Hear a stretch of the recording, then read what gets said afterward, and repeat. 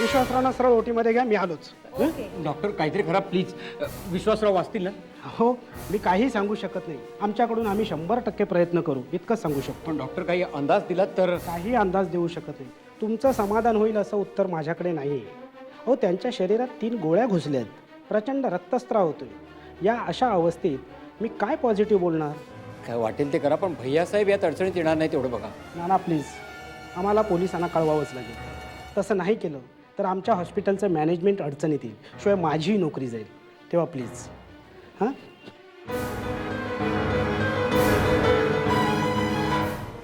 Hello, police station.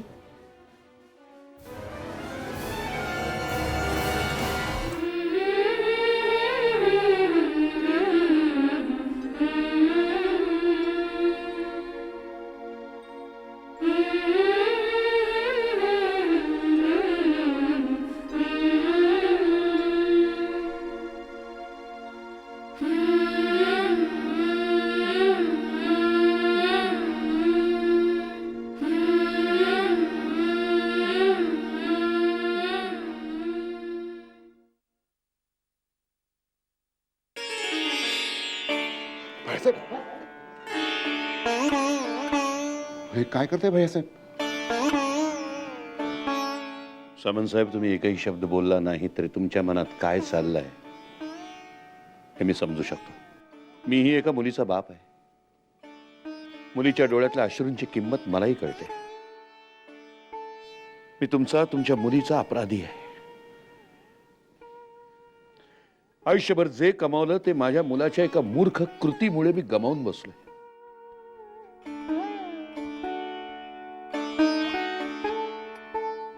मी माझी अब्रू तुमच्या पायाशी ठेवली. आता एकदा हा देह तुमच्या स्वाधीन केला म्हणजे तुम्ही द्याल ती शिक्षा भोगायला मी तयार आहे. भैयासाहेब काय करताय? भैयासाहेब बाबा जरा शांत व्हा. दादू पाणी आण लवकर. बाबा असं काय करताय? सांभाळा ना स्वतःला. आम्ही आत आलो तर चालेल का भैया साहेब?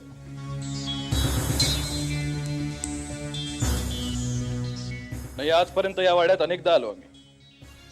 कालिंदी नगर मधल्या प्रत्येक व्यक्तीला वाटावा इतकाच आदर आम्हाला या वाड्याबद्दल वाटतो. पण आज आम्ही आमच्या मनाविरोधात जाऊन आमचं काम करणार आहोत. माफ करा भैया साहेब. आता काही वेळापूर्वीच इथे तुमच्या मुलावर म्हणजे विश्वासरावांवर कोणीतरी गोळ्या झाडल्या. त्याची चौकशी करायला मी इथे आलोय आणि जमलंच तर तुम्हाला अटक करायला.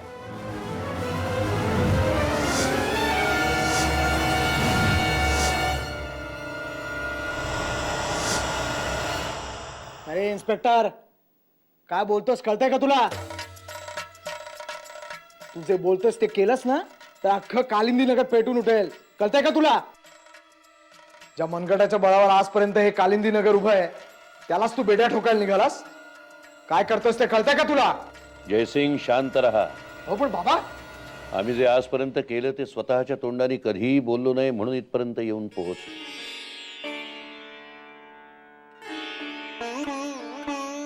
इन्स्पेक्टर साहेब, हा भैया साहेब कर्तव्याला कधी चुकला नाही आणि इतरांच्या कर्तव्याच्या आडही कधी आला नाही.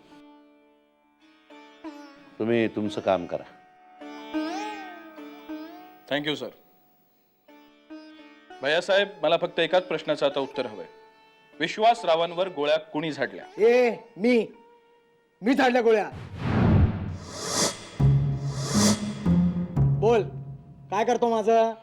नाही इन्स्पेक्टर सर, विश्वासदादांवर मी गोळ्या झाडल्या. नाही, गोळ्या मी झाडल्या. इन्स्पेक्टर, गोळ्या मी झाडल्या. मी झाडले. नाही इन्स्पेक्टर, मी झाडल्यात गोळ्या. मी झाडल्यात. मी. एक मिनिट.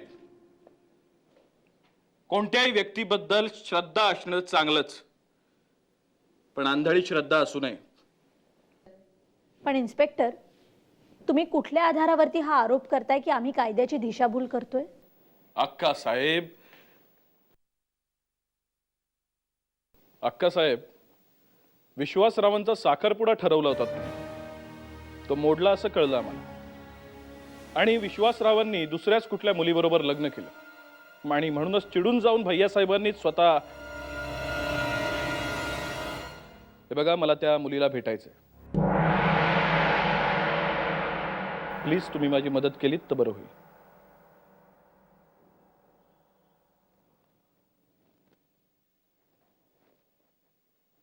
माझा अनुभव सांगतो, तुम्हीच विश्वासरावांच्या पत्नी आहात बरोबर? मग तुम्हीच सांगा, कोणी झाडल्या तुमच्या पतीवर गोळ्या?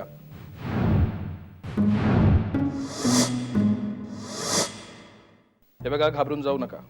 जे काही घडलं ते स्पष्ट आणि स्वच्छ सांगून टाका. या घरात सत्याचा आदर केला जातो, त्यामुळे सत्यच बोला. कोणालाही घाबरण्याची गरज नाहीये तुम्हाला. तुमच्या डोळ्या देखतच घडलं ना सगळं, मग कसला विचार करता येत का? हे बघा, मी काहीतरी विचारतोय तुम्हाला. बोला बोला. हे बघा, पूर्ण पोलीस यंत्रणा तुमच्या बरोबर आहे. स्वतः संग्राम पावशे तुमच्या बरोबर आहेत. तुम्ही कसलीही काळजी करू नका. बोला बोला. हे बघा, घाबरून जाऊ नका. Don't panic. ओ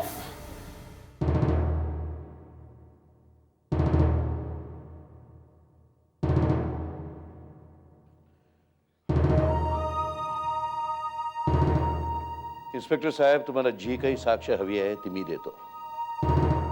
ठीक आहे.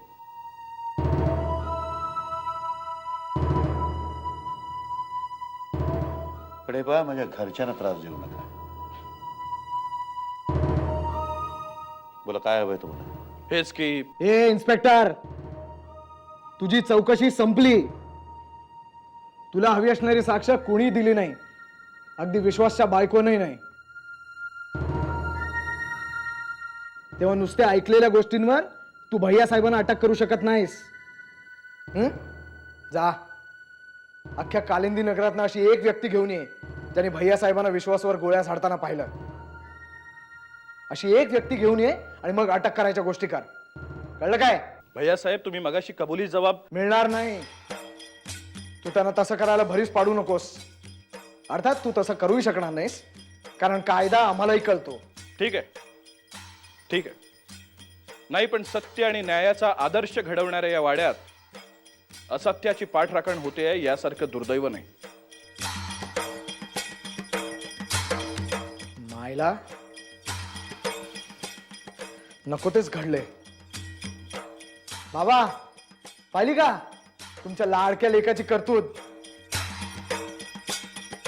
तो विश्वास आणि ही महामाया, हिलाच हाताला धरून या घराबाहेर काढली पाहिजे. ए चल. जयसिंग, थांब. चल गे. हे हिचंच कारस्थान आहे. विश्वासला आपल्या जाळ्यात ओढून किर्लोस्करांची सून होण्याचं. आधी हिलाच बाहेर काढलं पाहिजे. चल. जय जय जयसिंग, थांब.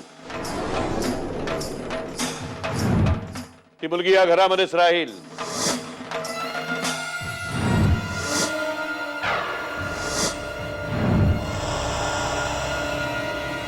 चूक आपल्या मुलाची आहे. त्याला जी काही शिक्षा द्यायची ती मी दिलेली आहे.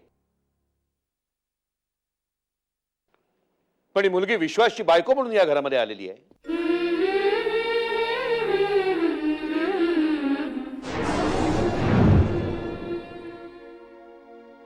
पर्यायाने किर्लोस्कर घराण्याची सून म्हणून ती या घरात आली आहे, आणि किर्लोस्करांची सून रात्री बेरात्री बाहेर पडणं मला पसंत नाही. नेहा, त्या मुलीला विश्वासची खोली दाखव आणि तिला रात्रभर तिथेच राहायला सांग.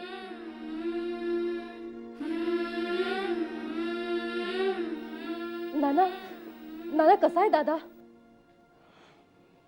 अपेक्षा ठेवावी अशी परिस्थिती नाहीये.